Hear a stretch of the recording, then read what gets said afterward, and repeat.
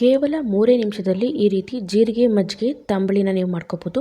ತುಂಬ ಸಿಂಪಲ್ಲು ಹಾಗೆ ತುಂಬಾ ರುಚಿಯಾಗಿರುತ್ತೆ. ನಿಮಗೆ ಟೈಮ್ ಇಲ್ಲ ಅನ್ನಿಸ್ದಾಗ ಈ ರೀತಿಯಾಗಿ ಮಾಡ್ಕೋಬೋದು. ತುಂಬ ಚೆನ್ನಾಗಿರುತ್ತೆ. ನೀವು ಮತ್ತೆ ಮತ್ತೆ ಕೂಡ ಮಾಡ್ಕೊಳ್ತೀರಾ ಒಂದ್ಸರಿ ನಿಮಗೆ ಇಷ್ಟ ಆಯಿತು ಅಂದರೆ. ಬನ್ನಿ ಹೇಗೆ ಮಾಡೋದು ನೋಡೋಣ. ಒಂದು ಪ್ಯಾನ್ಗೆ, ನೀವು ಫ್ರೈಯಿಂಗ್ ಪ್ಯಾನ್ ಅಂತಿರೋ ಯಾವುದಾದ್ರು ಪ್ಯಾನ್ಗೆ ಸ್ವಲ್ಪ ತುಪ್ಪ ಹಾಕ್ಕೊಳ್ಳಿ. ಎಣ್ಣೆ ಕೂಡ ಹಾಕ್ಕೋಬೋದು. ನಂತರ ಸ್ವಲ್ಪ ಕಾಳು ಮೆಣಸನ್ನು ಹಾಕ್ತಾಯಿದ್ದೀನಿ. ನಂತರ ಸ್ವಲ್ಪ ಜೀರಿಗೆ ಕೂಡ ಜೊತೆಗೆ ಹಾಕ್ತಾಯಿದ್ದೀನಿ.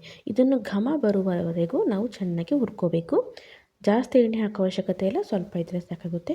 ನೋಡಿ, ಘಮ ಪರಿಮಳ ಬರ್ತಾ ಚಟಪಟ ಅಂತ ಸಿಡಿತಾ ಇದೆ. ಈಗ ಇಷ್ಟಾದರೆ ಸಾಕಾಗುತ್ತೆ. ಇದನ್ನು ತೆಗೆದುಬಿಟ್ಟು ಒಂದು ಮಿಕ್ಸರಿ ಜಾರಿಗೆ ನೀವು ಹಾಕ್ಕೋಬೇಕಾಗುತ್ತೆ.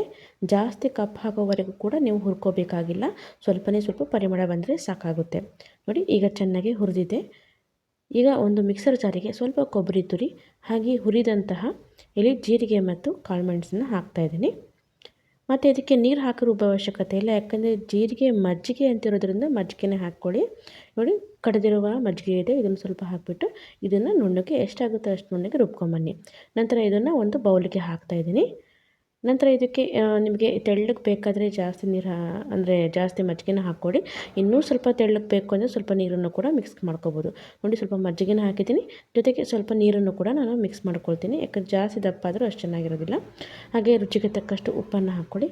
ನಂತರ ಮತ್ತೊಂದು ಕಡೆ ಅದೇ ಪ್ಯಾನಿಗೆ ನಾನು ಸ್ವಲ್ಪ ಎಣ್ಣೆನ ಹಾಕ್ತಾಯಿದ್ದೀನಿ. ಎಣ್ಣೆ ಬಿಸಿ ಆದಮೇಲೆ ಮಾಮೂಲಿ ಸಾಸಿವೆ, ಜೀರಿಗೆ, ಇಂಗು ಏನಿರುತ್ತೋ ಅದು ಹಾಕ್ಕೊಳ್ಳಿ. ನೋಡಿ, ಸಾಸಿವೆ ಹಾಕ್ತಾಯಿದ್ದೀನಿ, ನಂತರ ಜೀರಿಗೆ ಹಾಗೆ ಸ್ವಲ್ಪ ಇಂಗು ಮತ್ತು ಇಲ್ಲಿ ಕರಿಬೇವು ಸೊಪ್ಪನ್ನು ಹಾಕಿದ್ದೀನಿ. ನಂತರ ಇಲ್ಲಿ ನೀವು ಒಣ ಮೆಣಸಿನ್ಕಾಯಿ, ಹಸಿಮೆಣಸಿನ್ಕಾಯಿ ಹಾಕ್ಕೋಬೋದು. ನಾನಿಲ್ಲಿ ಸ್ವಲ್ಪ ಟೇಸ್ಟಿಯಾಗಿರಲಿ ಅಂತ ಮಜ್ಜಿಗೆ ಮೆಣಸಿನ್ಕಾಯಿ ಹಾಕಿದ್ದೀನಿ. ನೀವು ಮಜ್ಜಿಗೆ ಮೆಣಸಿನ್ಕಾಯಿ ಹಾಕಲೇಬೇಕು ಅಂತಿಲ್ಲ, ಒಣ ಮೆಣಸಿನ್ಕಾಯಿ ಅಥವಾ ಹಸಿಮೆಣಸಿನ್ಕಾಯಿನ ಹಾಕ್ಕೊಳ್ಳಿ. ಆದರೆ ಮಜ್ಜಿಗೆ ಮೆಣಸಿನ್ಕಾಯಿ ಇತ್ತು ಅಂದರೆ ಟ್ರೈ ಮಾಡಿ, ತುಂಬ ಚೆನ್ನಾಗಿರುತ್ತೆ. ನೋಡಿ, ಇದನ್ನು ಸ್ವಲ್ಪ ಒಗ್ಗರಣೆ ಕೊಟ್ಬಿಟ್ಟು ನಾವು ರೆಡಿ ಮಾಡಿರುವಂತಹ ಒಂದು ತಂಬಳಿಗೆ ಇದು ಮಿಕ್ಸ್ ಮಾಡಿಬಿಟ್ರೆ ನನಗೆ ಒಂದು 3 ನಿಮಿಷದಲ್ಲಿ ನನಗೆ ಮಜ್ಜಿಗೆ ಜೀರಿಗೆ ತಂಬುಳಿ ರೆಡಿ ಆಗುತ್ತೆ, ಅಥವಾ ಜೀರಿಗೆ ಮಜ್ಜಿಗೆ ತಂಬುಳಿ ಅಂತ ಕೂಡ ಕರಿಬೋದು. ನೋಡಿ, ಎಷ್ಟು ಸಿಂಪಲಾಗಿ ರೆಡಿ ಆಯ್ತಲ್ವಾ. ಈ ರೀತಿ ನೀವು ಮಾಡ್ಕೊಳ್ಳಿ. ರುಚಿ ಇರಲ್ಲ ಅಂತಲ್ಲ, ರುಚಿ ಮಾತ್ರ ಸಿಕ್ಕಾಪಟ್ಟೆ ಇರುತ್ತೆ. ಒಂದ್ಸರಿ ಟ್ರೈ ಮಾಡಿ ನೋಡಿ, ಮತ್ತೆ ನೀವು ಮಾಡ್ಕೊಳ್ತೀರಾ. ಹಾಗೂ ನಮ್ಮ ಚಾನಲ್ನ ಯಾರ್ಯಾರು ಫಸ್ಟ್ ಟೈಮ್ ನೋಡ್ತಿದ್ದೀರಾ ದಯವಿಟ್ಟು ಸಬ್ಸ್ಕ್ರೈಬ್ ಮಾಡ್ಕೊಳ್ಳಿ, ಲೈಕ್ ಮತ್ತು ಶೇರ್ ಮಾಡಿ. ತುಂಬ ವಿಡಿಯೋಗಳನ್ನು ಹಾಕಿದ್ದೀನಿ, ಸಪೋರ್ಟ್ ಕೂಡ ತುಂಬ ಚೆನ್ನಾಗಿ ಮಾಡ್ತಾಯಿದ್ದೀರಾ. ಹೀಗೆ ನಿಮ್ಮ ಸಪೋರ್ಟ್ ಇರಲಿ ಅಂತ ಆಶಿಸುತ್ತಾ ನನ್ನ ಈ ವಿಡಿಯೋ ನಿಮಗೆ ಇಷ್ಟ ಆಯಿತು ಅಂದ್ಕೊಳ್ತೀನಿ. ನೋಡಿ, ಮಜ್ಜಿಗೆ ಮೆಣಸು ಹಾಕಿರೋದ್ರಿಂದ ಇದನ್ನು ಅನ್ನದ ಜೊತೆ ಕೂಡ ಮುರ್ಕೊಂಡು ತಿನ್ಕೋಬೋದು. ನಮ್ಮ ವಿಡಿಯೋ ನೋಡೋದಕ್ಕೆ ತುಂಬ ಹೃದಯದ ಧನ್ಯವಾದಗಳು.